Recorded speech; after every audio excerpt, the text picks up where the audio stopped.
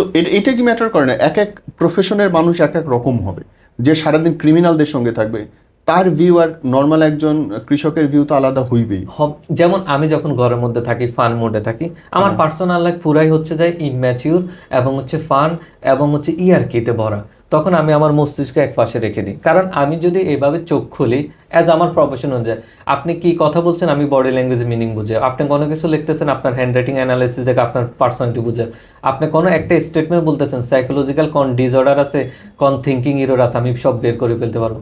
ভাই আমিও তো হিউম্যান, আমারও তো একটা ফান আছে, আমার পার্সোনাল লাইফ আছে। অতএব আমি প্রফেশনের মতন থাকবো না, অতএব প্রফেশনাল লাইফ আলাদা।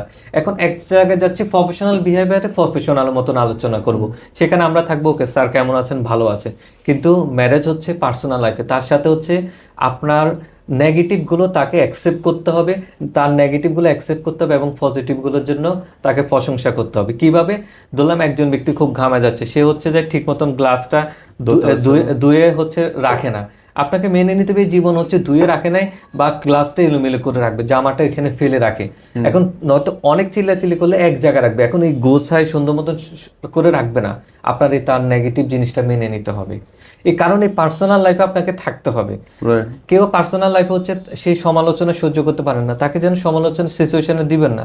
কেউ পার্সোনাল লাইফে ধরলাম রুটি বানাতে পারে না, সে কিন্তু ভালো কাচ্চি বানাতে পারে, আপনি এখন তাকে রুটি খোঁচা দিতে পারবেন না। অতএব আমার কাছে ম্যারেজ হচ্ছে সে পার্সোনাল লাইফে কেমন, সেই জায়গাটা প্রফেশনাল লাইফে হচ্ছে শুধু সোশ্যাল মিডিয়া দেখানোর জন্য। আমি সবসময় সোশ্যাল মিডিয়া দেখানোর বিপক্ষে।